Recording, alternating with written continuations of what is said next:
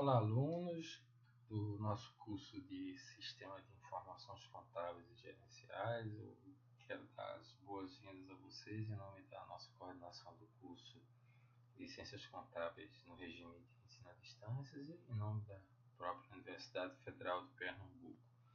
Eu sempre começo falando que é uma satisfação muito grande estar ministrando essa disciplina e até para esclarecer, deixar bem claro que não é um chavão, não é uma maneira padronizada de começar as aulas. De fato, eu tenho uma satisfação muito grande hoje em ser professor, uma vez que eu já me realizei profissionalmente em relação ao mercado propriamente dito, já atuei no segmento financeiro, bancário, consultoria, na própria administração pública, mas o magistério em ensino era alguma coisa que era como um sonho, era na verdade um sonho de infância, e poder estar realizando esse sonho e na universidade, que foi a universidade onde fiz a minha graduação, o meu mestrado, é um motivo de muita alegria. Então a gente vai começar falando um pouco de sistema de informações contábeis e gerenciais. Eu preciso fazer alguns esclarecimentos logo de início. Primeiramente, a gente, obviamente, está ciente de que num curso de graduação de contabilidade, nenhum de nós, quando nos formamos, vamos estar experts em sistemas de informações e aptos a criar sistemas e a projetar, talvez até sugerir alterações. Isso é bem possível, porque vocês vão ver ao longo da disciplina que um sistema ele precisa ser aprimorado, e quem é mais indicado para indicar os aprimoramentos são os usuários, né? Mas por que então se colocar uma disciplina que no passado, só para vocês terem uma ideia, eu iniciei minha graduação em 1991 e nós tínhamos uma disciplina que acho que chamava Informática na Empresa, um título assim bem antigão, que você não vai escutar, né? Inclusive a palavra informática eu acho que até já saiu de uso. Mas para aquela época era mais difícil se falar de sistema, era mais fácil, era mais difícil falar de comunicação de dados, transmissão de dados, armazenamento. Hoje nós tivemos um contexto totalmente diferente, então a informação está disponível em muitas plataformas, a gente consegue ter vários acessos a várias mídias. Por exemplo, há pouco eu estava assistindo um jogo de basquete do meu time favorito, o Golden State Warriors, e numa tela e em outro estava acompanhando um outro jogo de um outro esporte diferente que eu também aprecio. Enfim, a informação está disponível em várias plataformas, em várias mídias, em várias telas, e nós hoje, contadores, não podemos nos negar a ter o mínimo de conhecimento necessário para entender e até discutir com os analistas e ter noção das implicações do que o sistema te proporciona. Eu, em período que trabalhei com consultoria, era comum escutar o contador, o contabilista, né, o profissional de contabilidade dizer que esse sistema é muito ruim, esse sistema não tem isso, esse sistema não tem aquilo. E quando a gente ia olhar, a gente percebia na verdade que o sistema até tinha aquilo que ele dizia que não tinha, ele que não sabia onde encontrar. Então, o objetivo de ter essa disciplina em nosso curso, claramente, é evitar que nós possamos ser repassados para trás. Nós vamos trabalhar com produção de informação. E quem produz informação hoje, obrigatoriamente, vai estar vinculado a um sistema. Então, sem mais delongas, a gente vai começar a nossa primeira aula. De antemão, eu tenho que avisar para vocês que ela não vai ser uma disciplina logo no seu início, do jeito que contador gosta, com muita aplicação prática, porque contador que é contador, pelo menos é o que dizem, gosta mesmo de fazer conta, gosta de bater balanço, gosta de fazer projeção, fazer isso, que mexe com número. A gente vai ter que ter uma paciência, e eu peço essa paciência a vocês, para a gente absorver bem os conceitos, que são conceitos, inclusive, que não são da nossa ciência. Eu costumo dizer em todas as minhas aulas, a contabilidade é uma ciência que absorve, né, que se apropria de conhecimento de diversas outras áreas do conhecimento, economia, administração, entre outras. E nesse caso específico, a gente vai estar indo buscar conhecimento da área da tecnologia da informação.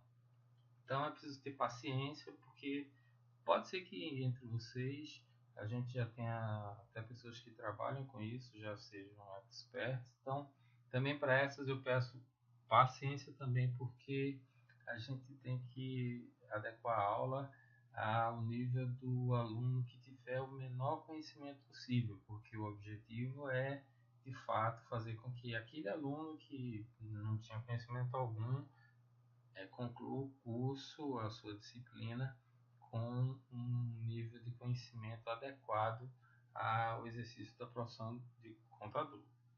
Então vamos lá. A gente vai falar de sistema de informação contábil e gerencial. Primeiramente, a gente tem, né, para a aula de hoje, é o que a gente vai tratar, a gente vai falar sobre dado, informação, sistema de informação, e vai dar uma apresentada para vocês como é que é uma estrutura de um sistema de informação, uma representação gráfica disso aí. E aí, inicialmente, a primeira pergunta é: o que é dado? O que seria um dado? Dado, eu já vi muitas definições. Então, a definição que eu vou apresentar para vocês, eu adotei de um professor que também que é professor da USP, departamento de engenharia, e que tem uma grande expertise no assunto, mas não quer dizer que essa seja a única definição possível para dado. Mas eu achei ela bem adequada. Inclusive, já vou adiantando, vocês vão ter uma tarefinha essa semana em que vocês vão procurar outras definições, até para que vocês tenham um conhecimento alargado nesse sentido. Então vamos lá. O que seria um dado? Setzel ele define dado como uma sequência de símbolos quantificados ou quantificáveis. Perceba, conjunto de símbolos quantificados ou quantificáveis, ou seja, já estão quantificados ou podem ser quantificados. Mas a palavra interessante dessa definição é símbolo. Então, um texto, por exemplo, é um dado, porque as letras são símbolos quantificados. Já que o nosso alfabeto, ou qualquer alfabeto, ele, ele já se constitui por si só uma base numérica. Aí alguém vai pensar e vai dizer, antes que alguém já reclame lá nos comentários: mas o alfabeto tem letra, não tem número. Se a gente for para a etimologia da palavra número, ela vem do latim numer, que quer numere, que quer dizer identidade na essência. Então, o número é uma representação de uma identidade. Então, falar que a letra A é um número quando se está tratando em tecnologia de informação, matemática, engenharia, não é nenhum absurdo. Então entendam que esse símbolo pode ser uma letra. Também pode ser uma imagem, podem ser sons, podem ser animações. Dado, perceba, é um conjunto de símbolos que é quantificado, né? Existe uma quantidade, no nosso alfabeto existem 23 letras, e tem as letras que a gente importou da cultura anglo-saxônica, enfim, letras são símbolos, e sendo símbolos quantificados, eles são dados.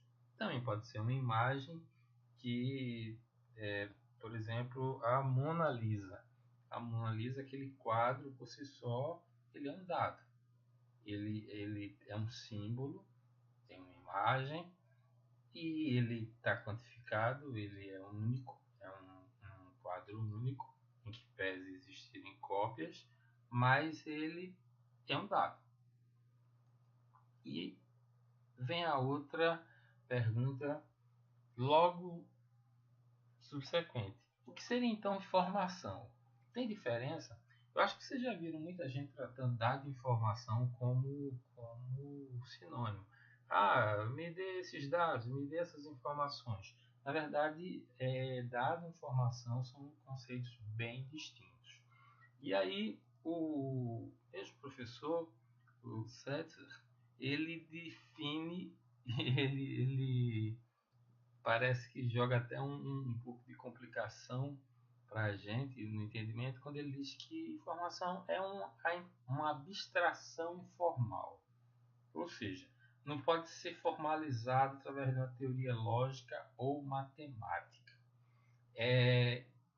Se eu deixar só essa definição aí para vocês, com certeza vocês vão ficar com dificuldade de entender a informação. Então eu vou tentar dizer de outro jeito, do jeito que eu aprendi quando fazia a minha graduação e inclusive foi repetido no meu mestrado numa disciplina chamada Produção da Informação Contábil, que é ministrada pelo professor Luiz Carlos Miranda, que inclusive ainda está nativa no nosso programa hoje aqui na UFPE. Dado ou informação é o dado útil. Não é mais simples entender assim? Perceba, se eu mas ao mesmo tempo a definição do Setzer ela tem uma questão muito interessante, que é a questão da abstração informal. Ou seja, vou dar dois exemplos, um partindo primeiro da definição do Setzer. Essa abstração informal, ele quer dizer o seguinte: se eu disser para vocês, Paris é uma cidade maravilhosa, é um dado, pelo menos para quem nunca foi a Paris, porque ele não traz, além da expressão Paris é uma cidade maravilhosa, nada além disso. E você pode pensar, ok, Paris é uma cidade maravilhosa, Recife também Olinda, que por coincidência é a minha cidade natal, cidade onde eu resido, que amo de paixão, também é uma cidade maravilhosa. Não se disse nada até agora, então até o momento, Olinda, Paris, Recife são só dados, só são símbolos. Mas se algum de vocês já tiver conhecido Paris, ou até de preferência passado a lua de mel, quem sabe, lá em Paris, ou já fez um passeio romântico em Paris, essa expressão Paris é uma cidade maravilhosa passa a ter um significado totalmente diferente. Por quê?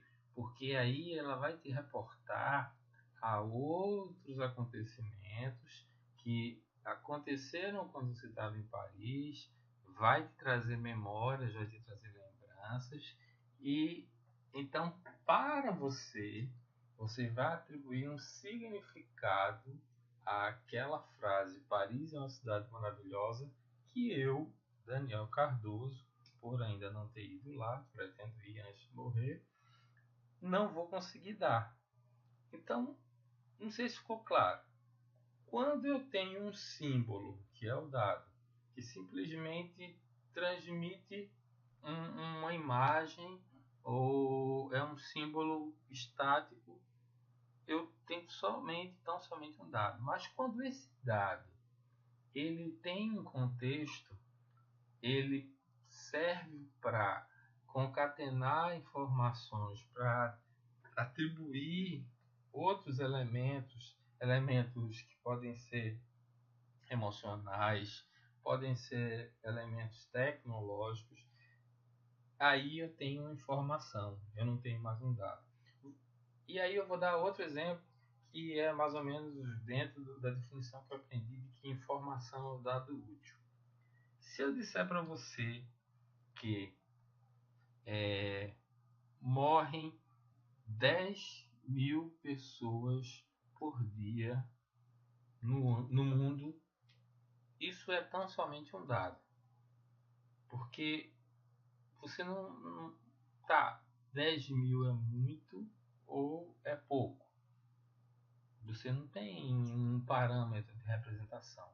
Mas quando eu digo a você que morrem 10.000 pessoas no mundo e isso representou um aumento de 15% em relação ao ano anterior, isso é uma informação.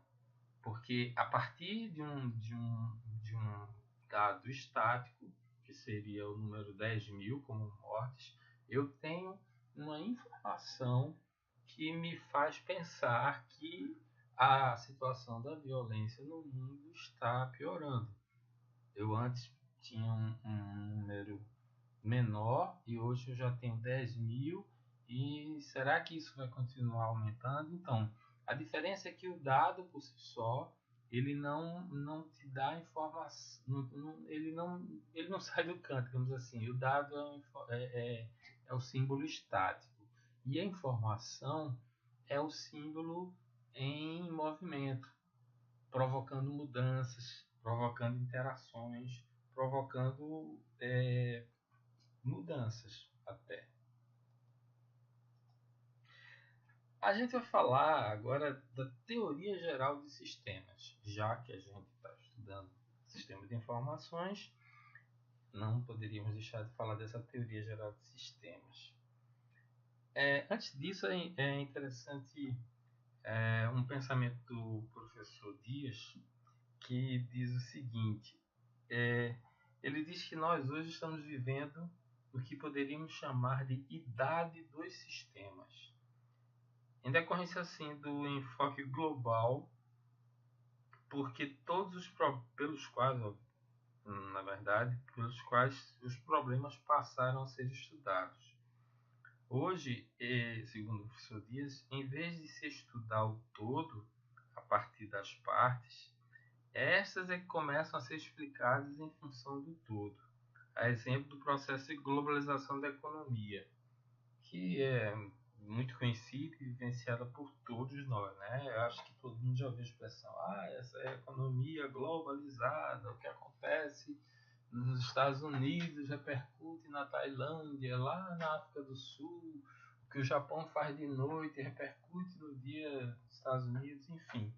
A diferença é que, como tudo está concatenado, e aí a gente já pode adiantar que a ideia de sistema implica em comunicação. Então, assim, a globalização, na verdade, é uma consequência, pode-se dizer, da idade dos sistemas que nós estamos vivendo. Ou o contrário, se você quiser pensar.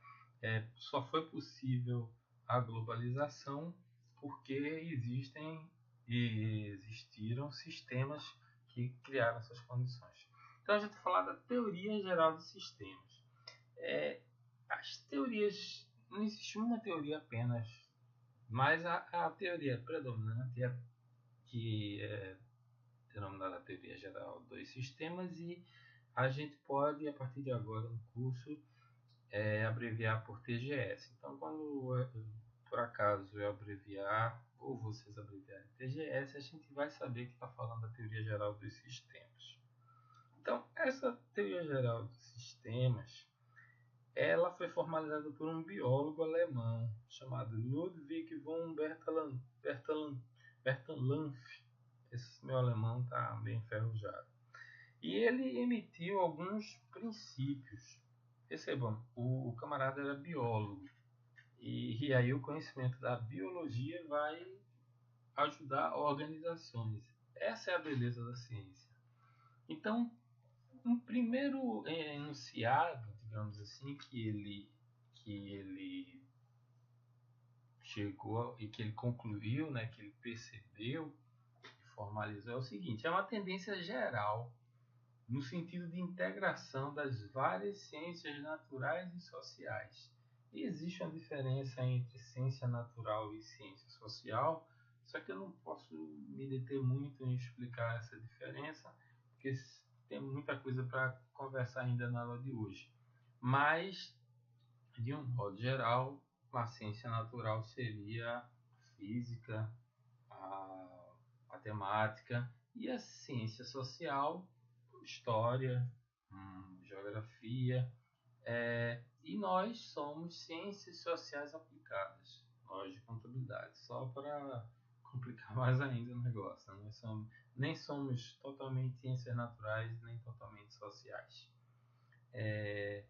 Então, o nosso Ludwig, ele percebeu e postulou que há uma tendência geral de que as ciências se integrem. Outra constatação dele é que essa integração ela parece estar centrada numa teoria geral de sistemas, ou seja, ele nesse momento já sugeriu que seria possível criar uma teoria geral que pudesse criar sistemas que fizessem a integração das ciências naturais e sociais. Ele também disse que essa teoria pode ser um meio importante para conseguir uma teoria exata nos campos não físicos da ciência. Então, a ciência trabalha com campos físicos que a gente que são tangíveis e com sistemas hipotéticos. Campos hipotéticos. Eu não sei se vocês assistem, algum de vocês conhece aquela série The Big Bang Theory. O Sheldon e o colega dele em que ele divide apartamento, eles são físicos, mas eles são físicos teóricos. Na verdade, as constatações, as teorias deles não são muitas vezes aplicáveis no mundo real, no mundo prático, no mundo físico.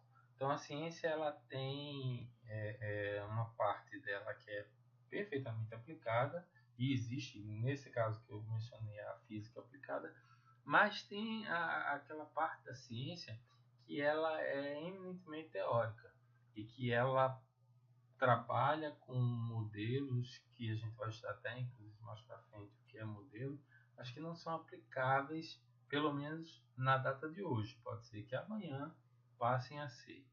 Mas aí como o Ludwig estava preocupado com a criação dessa grande teoria geral, ele entendeu que essa teoria também podia ser meio importante para conseguir uma teoria que também unisse esses campos não físicos, não tangíveis da ciência. E aí, justamente nessa linha, desenvolvendo os princípios unificadores, essa teoria nos levaria mais próximos da meta da unicidade da ciência. Essa unicidade da ciência é um tema bastante polêmico. Existem grandes defensores de que a ciência deveria existir uma ciência única que comportasse todos os campos do conhecimento. É perfeitamente discutível, né? Não é nada que seja consenso, mas a teoria por ele preconizada entenderia que se fosse possível fazer aquela integração que ele pretendia, seria possível levar à unicidade da ciência e, obviamente, em última análise, uma teoria geral de todas as ciências. Por fim, um outro enunciado dele é de que isso pode culminar em levar à integração da educação científica. O que isso é bastante lógico e bastante aplicável. A sistematização do conhecimento, ele ajuda a integrar a educação científica.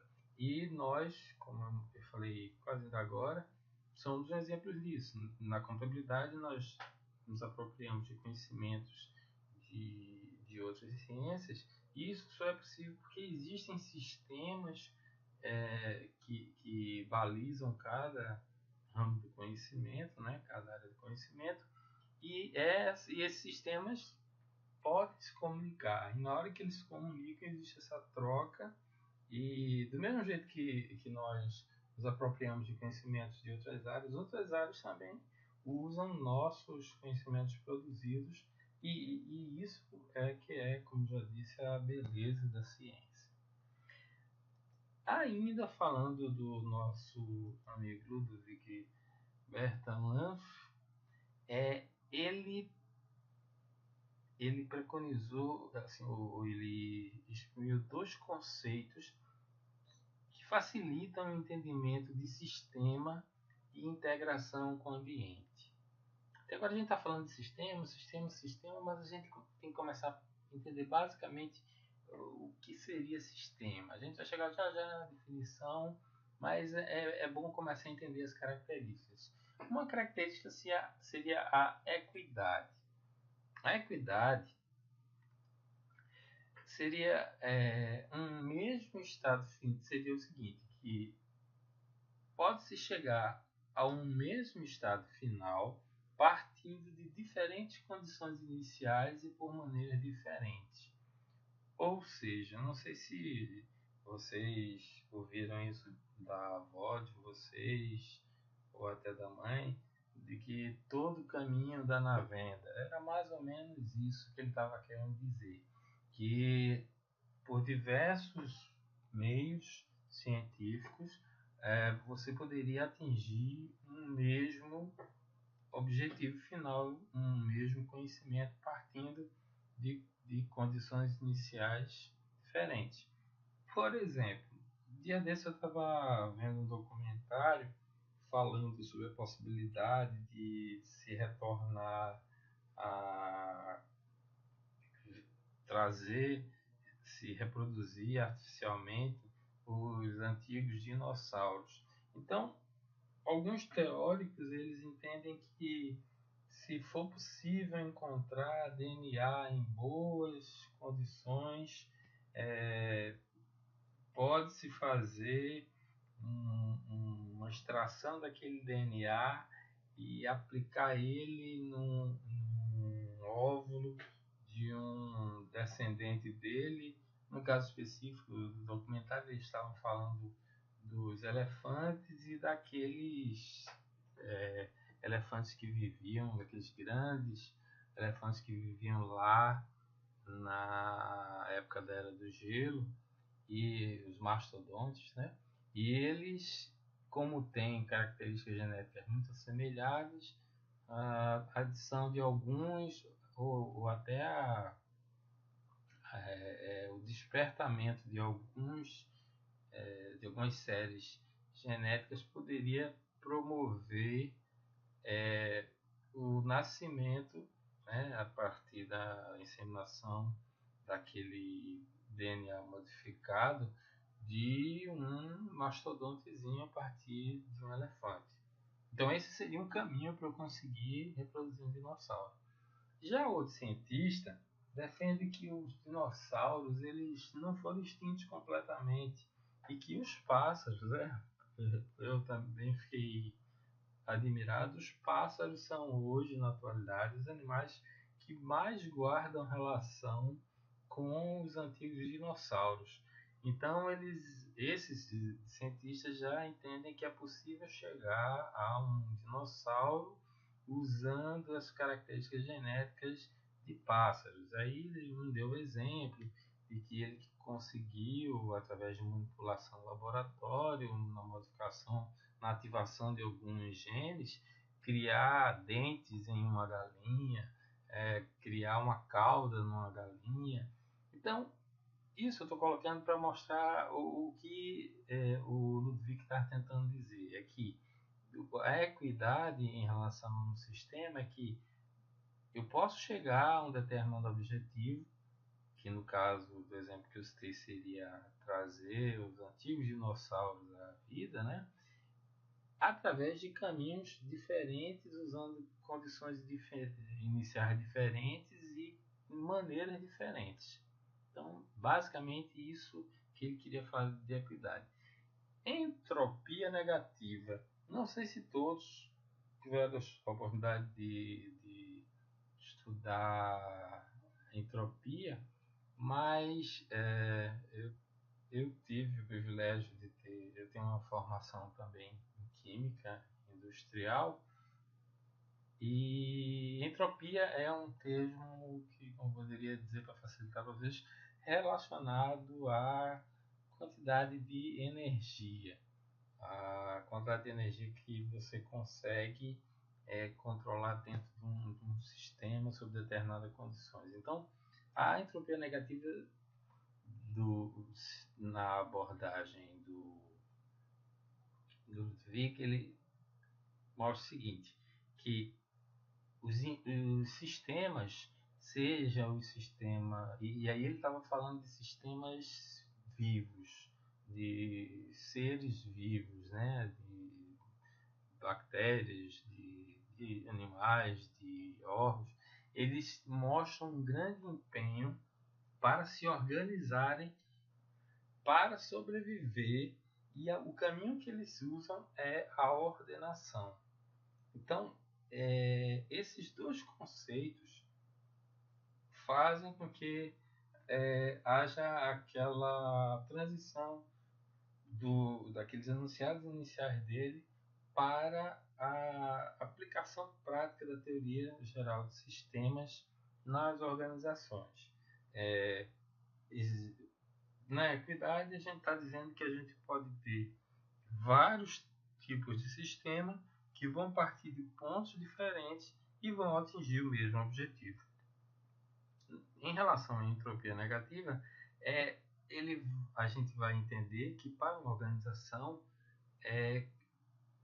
o objetivo principal do sistema é se organizar para a própria sobrevivência da empresa, e isso se vem por meio de uma maior ordenação, ou seja, de um maior controle, de um melhor desenho de sistema. E aí vem o conceito de sistema aberto e sistema fechado. Eu faço questão de ressaltar que todos esses primeiros enunciados foram feitos por um biólogo e que tinha em mente a área de conhecimento dele. Então, a interação, quando ele pensa em interação, é interação biológica, né? Não como hoje pensamos em interação financeira, mas a gente vai perceber que foram perfeitamente aplicáveis à transição, né? Como dizem na tecnologia, o depara, né? Foi feito muito bem feito, e esses enunciados são perfeitamente aplicáveis às organizações. A teoria geral de sistemas ela é bem aceita e bem aplicável. Então, em relação a sistemas abertos e fechados, o Ludwig diz o seguinte: do ponto de vista físico, o estado característico de um organismo vivo é de um sistema aberto. Ou seja, e aí ele estaria pensando num ser vivo, numa planta, num animal, numa bactéria. Se ele está vivo, é óbvio que é um sistema aberto. Por quê? Porque se ele está vivo, ele respira. Então está entrando oxigênio e está saindo gás carbônico. Se ele é vivo, ele se alimenta, então ele vai estar permitindo a entrada de alimentos e ele vai excretar o que não foi aproveitado na decomposição dos alimentos durante o processo digestivo. Então, na cabeça dele, isso é muito lógico e se a gente pensa em qualquer sistema de um modo geral, bem, é bastante simples. Do ponto de vista físico, então, se o organismo é vivo, é um sistema aberto. Já um sistema fechado, se não entra nenhum material e se nenhum material sai. Ou seja, um sistema fechado se nenhum material entra ou deixa. É aberto se há importação e, consequentemente, mudança dos componentes. Porque aí a gente volta para o sistema aberto. Quando a gente se alimenta, nós mudamos, nós fazemos a alteração, a digestão dos alimentos, a gente muda os componentes que foram importados. Então, eu acho interessante essa abordagem biológica do sistema, porque mais pra frente a gente vai ver que, com o passar do tempo, se entende hoje que a organização é um organismo vivo. Mas, em resumo, basicamente, esses foram os enunciados do Ludwig Bertalanffy, que preconizaram a teoria geral de sistemas. E aí, quais foram os principais efeitos dessa teoria já agora na nossa praia, que é a parte que nos interessa, ou seja, a teoria administrativa das organizações.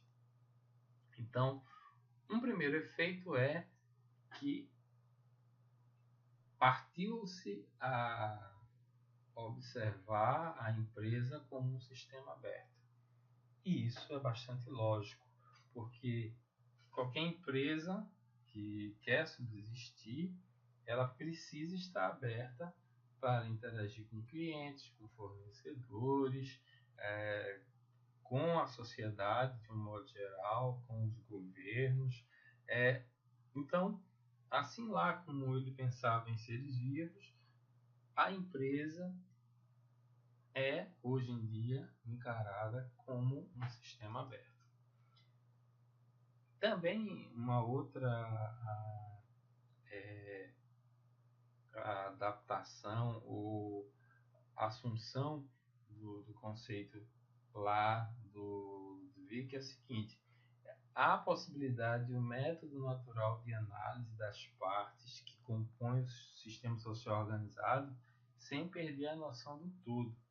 Ou seja, eu consigo entender isso de forma sistematizada, que existem numa mesma empresa diversos sistemas.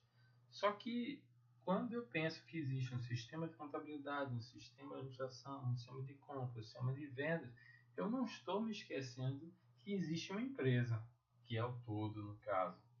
Apenas eu estou entendendo que isso pode ser enxergado de forma sistematizada.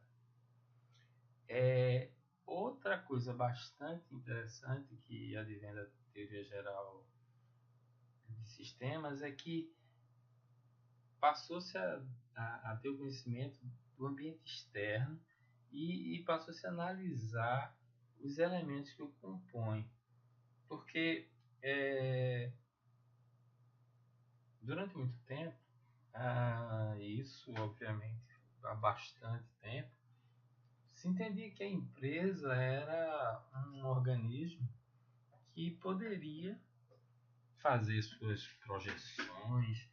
Inclusive, eu também ministro a disciplina de orçamento, e uma das coisas que a gente menciona e enfatiza é que a empresa, quando vai iniciar, por exemplo, o seu orçamento geral, que começa a partir da previsão de vendas, ela tem que necessariamente analisar o ambiente externo. Ela tem que saber como é que está o país. Ela tem que saber como é que está a sociedade local. ela tem que entender se há demanda para o seu produto. Não funcionaria um determinado funcionário entrar na sua salinha, fechar a porta e da cabeça dele ter ideias mirabolantes e dizer, pronto, é isso aí que a empresa vai fazer e está tudo certo. Provavelmente não iria estar tudo certo, estaria tudo errado. Há necessidade de se conhecer o ambiente externo e a análise de que ambiente é esse. E aí volta. É uma visão que vem lá da biologia, né? Os seres vivos, eles tendem a tentar conhecer em que ambiente estão e aí eles mudam até os hábitos em conformidade ao ambiente externo. Se você pensa na savana africana, eu não sei se vocês assistem documentários sobre isso, como eu sou meio que viciado em conhecimento, essas coisas, a gente vê que existem cenas interessantes em que zebras, que são presas naturais de leões, durante o dia, elas às vezes passam bem juntinho do leão e o leão não faz absolutamente nada. Até porque dizem que quem caça mesmo é a leoa, né? O leão fica lá só para tirar as fotos. Mas ele passa também na frente das leoas e as leoas não dão a menor bola para ele. Porque os hábitos de caça dos felinos, de um modo geral, são hábitos noturnos. Então, como as zebras conhecem os hábitos dos seus predadores, elas podem caminhar tranquilamente de dia. Agora, já de noite, a história é bastante diferente. Elas têm que procurar um ambiente seguro, porque senão, provavelmente, não vão chegar até o dia seguinte, não vão ver o sol nascer no dia seguinte. Então, é um conceito que vem lá também da biologia. A empresa tem que entender o ambiente externo, tem que entender onde ela está, porque também ela é exemplo daquela zebra, ela corre o risco de não ver o dia seguinte, de fechar as suas portas, né? Como eu tinha adiantado antes, outra apropriação da teoria geral de sistemas é o reconhecimento de que a organização é um ser vivo. Eu costumo dizer que isso para mim é muito simples de entender, que a empresa é um ser vivo, porque ela é constituída de seres vivos. Aí alguém pode dizer, professor, mas em breve os computadores vão dominar tudo, os robôs vão construir. Ok, mas quem no final das contas planejou, quem imaginou, foi um ser vivo que teve que meio que passou o seu modo de vida, né, a sua visão de mundo para a sua empresa. Então, mesmo que no futuro todas as funções, todas, sejam ocupadas por robôs e computadores, a instituição vai funcionar como um organismo vivo, nem que seja um organismo vivo cibernético, mas ela tem ciclos de vida, tem como qualquer elemento pertencente a qualquer ecossistema. Por último, uma última assim, constatação, contribuição, aliás, da teoria geral de sistemas para a nossa visão de empresa, de organização, é justamente a introdução do conceito de troca de energia entre os elementos que compõem o sistema social da organização. Ou seja, aquela questão da empatia, daquele conceito de teamwork, que também aquele conceito de sinergia que diz que o todo é maior do que a soma das partes. Se todos estão unidos e todos estão colocando suas energias naquele processo, naquele projeto, a tendência é que o desempenho seja superior do que se cada um trabalhasse isoladamente, né? Por trás disso está o conceito de trabalho de equipe. Então, o que a gente percebe é que a teoria geral de sistemas procura agregar todas as ciências de forma integrada. o que vai permitir, como eu já falei anteriormente, o estudo interdisciplinar de várias áreas do conhecimento. Alguns autores chegam a afirmar que a teoria geral de sistemas é, antes de tudo, uma filosofia, uma forma de olhar as coisas, assim, uma maneira de ver a vida, né, de enxergar a vida. Além disso, a teoria geral de sistemas tem a preocupação de definir procedimentos teóricos interrelacionados. E esses sistemas podem ser aplicados ao estudo de sistemas abertos, que são os sistemas sociais, as empresas, e os sistemas de informação que puderem ser enquadrados nessa condição.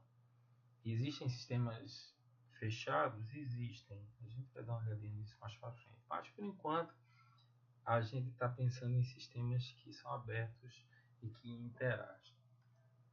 E aí, finalmente, a gente vai tentar definir sistema. Eu vou usar a definição do professor Aldemar Santos, também professor da nossa universidade, Universidade Federal de Pernambuco, foi meu professor.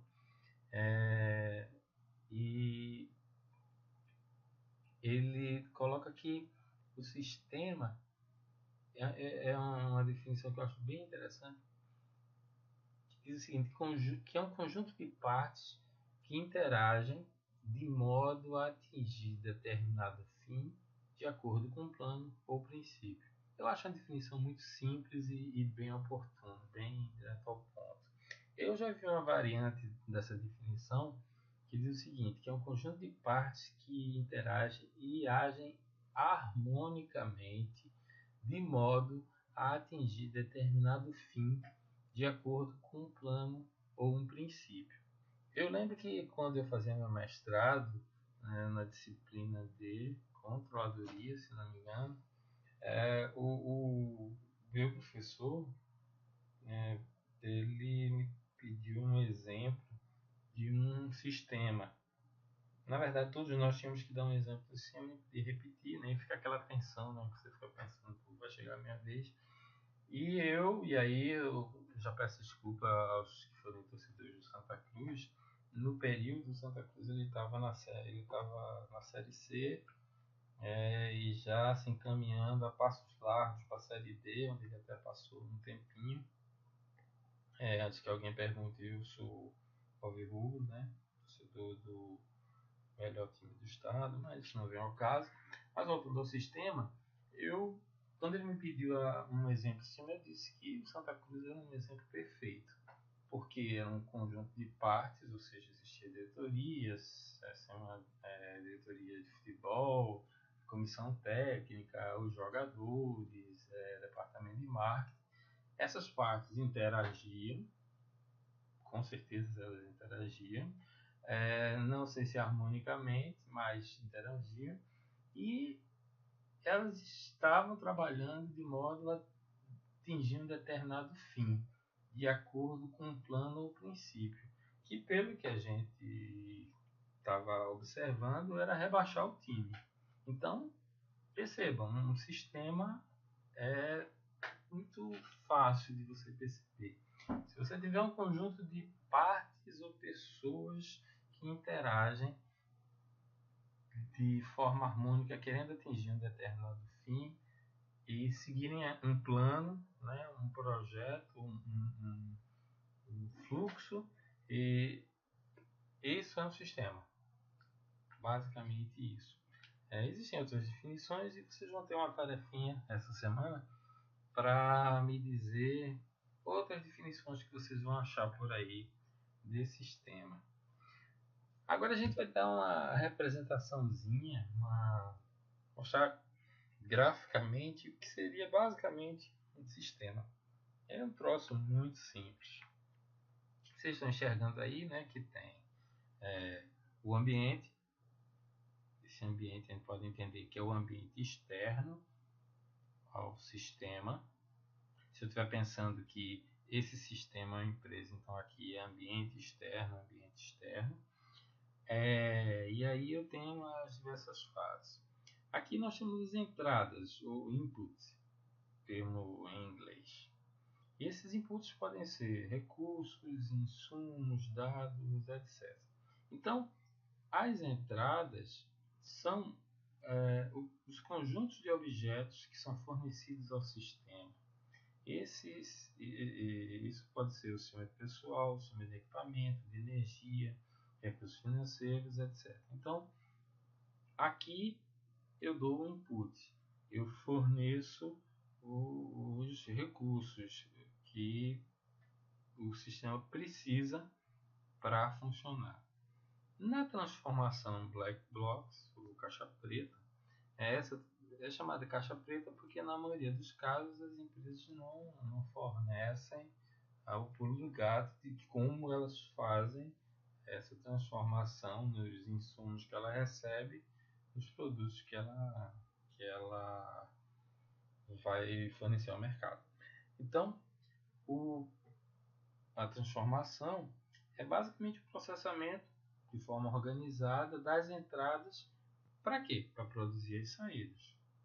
E o que seriam as saídas? As saídas são produtos, resultados, informações. Se eu estiver pensando aqui numa linha de produção de uma indústria, eu entrei aqui com tomate, ele foi transformado e aqui saiu o extrato de tomate. Se eu estiver pensando num sistema de informação, na contabilidade, por exemplo, eu entrei aqui com valores de notas fiscais, eu entrei aqui com valores de vendas, eu entrei aqui com uma série com contratos de empréstimo, uma série de informações do ponto de vista contábil. Dentro do sistema houve a transformação e as saídas são as informações. Essas informações vão para quem lhes interessa, né? Normalmente, se for no caso da contabilidade, para a alta gestão da empresa, para entender como é que se está. E aí esse ambiente, no caso, se a gente estiver pensando no sistema contábil, tanto esse ambiente aqui como esse ambiente, e esse aqui pode ser um ambiente externo, porque são notas fiscais, são contratos com bancos, que vêm lá do ambiente externo, mas essas saídas podem ser para um ambiente externo, se for uma demonstração contábil devida a um governo, por exemplo, então é um ambiente externo, mas também pode ser um ambiente interno, um controller, que inclusive foi bom até mencionar isso. Não sei se todos já estudaram a disciplina de controladoria, mas a controladoria é uma função da contabilidade que, inclusive, existem duas definições para controladoria. Controladoria pode ser um setor da instituição e pode ser também uma função. De modo geral, o personagem principal da controladoria é o chamado controller. Numa tradução livre do inglês, o português seria o grande controlador. E esse controlador ele é responsável pelo sistema de informação da empresa. É ele que vai compilar o conjunto de informação dos vários sistemas. Ele vai ter, obviamente, a atribuição de fazer essa reunião de informações e ele vai administrar esse sistema de modo que a alta administração, o dono da empresa ou o diretor que está logo acima dele, receba informações úteis que sejam amparo para a tomada de decisão. Tomadas essas que podem ser tomadas essenciais e normalmente são. Pode ser de fechamento de empresa, pode ser de filiais, pode ser abertura de filiais, pode ser descontinuidade de um produto, pode ser lançamento de produto, enfim. Um bom controller ele é peça fundamental para a sobrevivência de uma empresa. Aí a gente tem aqui o que se chama de realimentação e avaliação e controle. Avaliação e controle a gente estuda lá em orçamento que planejamento é diferente de controle. Planejar é a gente fazer previsão e controlar é acompanhar para ver se aquilo que foi previsto está sendo bem executado. Então aqui depois que eu seguir esse fluxo de entrada, transformação e saída, eu chego eu tive a saída, eu tenho que avaliar e controlar o que foi que resultou esse meu sistema.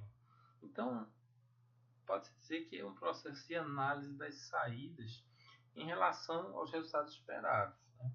Objetivando a aplicação de medidas corretivas, no caso de controle, para reorganizar o sistema se o negócio não funcionar bem. Sistemas que possuem controle e feedback são algumas vezes denominados sistemas cibernéticos, em decorrência de suas autofunções de monitoramento e reorganização. Em outras palavras, é essa realimentação que é o quê? Com base na comparação das entradas e com base na comparação de saídas com os resultados esperados, pode ocorrer modificação de entrada para fim de organizar o sistema. Então, tanto aqui na avaliação da saída, como aqui na realimentação, na verdade são processos que são correlatos. Deixa eu voltar aqui. São processos que são correlatos. Dá-se o nome de sistemas cibernéticos, porque isso pode ser feito de forma até automática. Se de repente as saídas não foram a contento que se esperava, na avaliação foi detectado isso, na realimentação das entradas, quando eu novamente inserir recursos, insumos e dados, eu vou fazer de forma diferente, ou com mais, ou com menos, ou com recursos diferentes, porque eu vou querer que depois da transformação eu tenha saídas que estejam dentro do que eu esperava, dentro do que foi planejado. Dentro dos pressupostos da teoria geral do sistema, existe uma hierarquia de sistemas. Existe, como quase todas as organizações, você tem uma estrutura verticalizada em que existem sistemas superiores, intermediários e inferiores. Para a gente entender bem essa hierarquia de sistema, nós vamos nos perguntar três questões. Primeiro, o sistema em estudo, o sistema que eu estou estudando, ele pertence a qual sistema mais amplo e em que ele contribuiu para as características do sistema mais amplo. Ou seja, na verdade, ficaria até mais adequado também pensar no que ele contribui. Então, o sistema que eu estou estudando, o sistema que eu controlo, o sistema que eu projetei, ele está inserido em que sistema maior que ele? E qual é a contribuição que esse meu sistema, esse sistema que eu estou estudando, ele está contribuindo para a característica geral do sistema mais amplo? Não sei se vocês lembram, uma dos ganhos, uma evolução da teoria geral do sistema foi entender justamente que a gente pode estudar as partes e isso ajuda a compreender o todo. Então, primeira pergunta que eu tenho que me fazer quando eu começo a pensar em hierarquia de sistema. O sistema que eu estou estudando, ele pertence a um sistema mais amplo? Se pertence, e o que é que ele está contribuindo para esse sistema? Segunda pergunta, quais são os outros sistemas que constituem justamente com ele, ou seja, com o seu sistema, o sistema mais amplo? Será que meu sistema existe sozinho ou ele coexiste junto com outros? um exemplo, é comum que você tenha um sistema contábil, um sistema financeiro, um sistema de controle de custos.